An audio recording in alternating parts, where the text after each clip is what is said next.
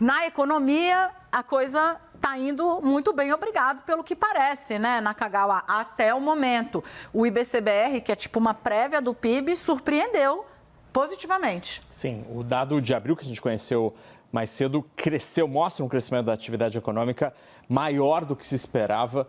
Sinal de que quando as coisas na economia e na política andam nos trilhos certos, sem sinais ou ideias de república de banana, as coisas vão bem. E é isso que aconteceu nos números do IBCBR. Dana, a gente tem os números aqui. No mês de abril, então, o IBCBR cresceu 0,56%. O mercado financeiro estava esperando uma variação positiva de 0 a 0,20%. Portanto, veio mais que o dobro da expectativa. 0,20% era a previsão dos analistas ouvidos pela Reuters.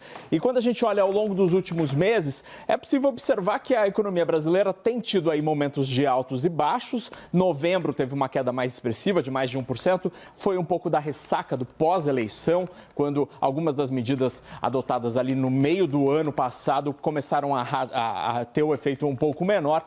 Mas, de fato, os últimos números têm ficado basicamente para cima, no positivo, e hoje, o dado de abril reforça a expectativa de que o PIB do segundo trimestre pode ser positivo, ao contrário das expectativas anteriores que apontavam para uma coisa mais perto do 0 a 0. E aqui no cantinho, a gente tem os dados do IBGE que mostram um pouco a composição. São dois indicadores diferentes, o gráfico é do Banco Central e o numerinho aqui do canto é do IBGE. Aqui no IBGE, a gente teve a evolução dos três principais indicadores. O setor de serviços teve uma contração de 1,6%, o varejo cresceu um pouquinho e aqui está a grande surpresa no mês de abril, enquanto a indústria teve uma queda de 0,6%. Depois de apresentar esses números mais cedo, lá o IBGE apresentar os números, o Banco Central apresentar esses números, muitos economistas refizeram contas e estão achando que o PIB do segundo trimestre, que estava com cara de ficar meio que no 0 a 0, talvez até uma ligeira alta, uma ligeira queda, pode ter algum crescimento ali, talvez 0,20%, 0,30%. Esse é o número que começa a se ouvir depois desse dado de abril, que veio mais forte do que esperado. E o Lula está falando em mais de 2% de crescimento já. Está otimista demais ele, Sérgio Vale? Vem para cá, gente. A gente está aprendendo ele uma tarde inteira. Olha que alegria. Hein, Sérgio? Está otimista demais? Olha, Dani, esse PIB de 2% tá fácil da gente conseguir esse ano, viu? Ele está virando piso, na verdade. Lembra que alguns meses atrás, o pico de crescimento que a gente poderia ter esse ano era em torno de 1%. De repente, a gente está falando de 2% de piso. Tem chance, de fato, de ser mais do que isso, e esse BCBR de abril que saiu agora dá um sentido diferente para esse PIB do segundo trimestre.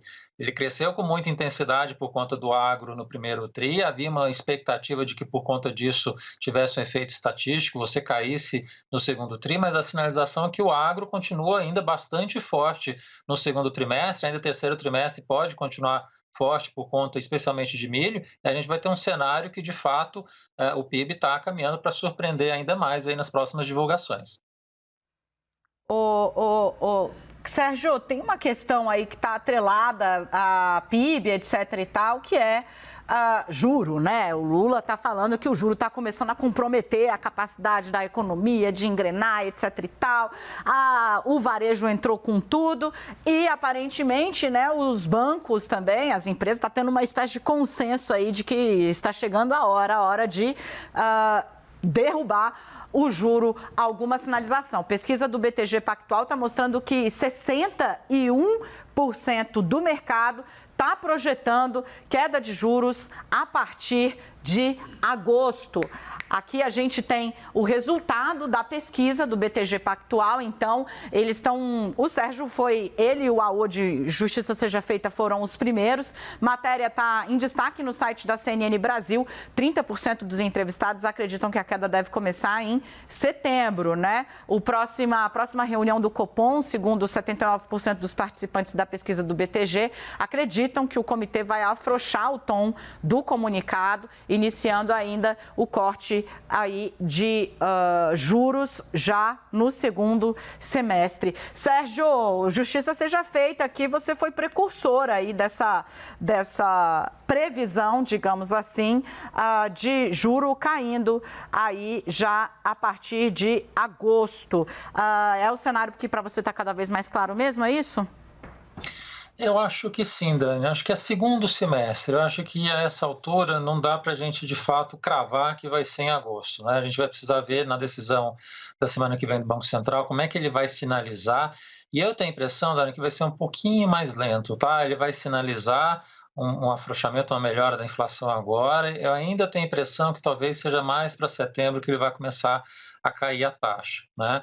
Mas eu acho que tem essa questão de que do segundo semestre não passarás, né? Eu acho que tem um cenário inflacionário muito favorável, o PIB que está crescendo é favorável para desacelerar a inflação, reforma tributária avançando, discussão de meta de inflação super bem equilibrada, bem levada. Eu acho que está tudo aberto para isso acontecer. Se vai ser em agosto ou setembro, eu acho que ainda está em aberto, mas tende a acontecer. Agora, o que não dá, e eu acho que não deveria ser o caso, o governo continuar pressionando e brigando tanto, né? O Haddad fez isso essa semana, o Lula continuou fazendo. Acho que não é mais questão disso. A gente sabe que vai cair no segundo semestre. Vamos focar no que precisa, e o governo precisa fazer agora, que é aprovar a reforma tributária e deixar o Banco Central fazer o trabalho dele no segundo semestre, que provavelmente é de queda de juros, sim. Maravilha, meu querido. Obrigada pelas informações.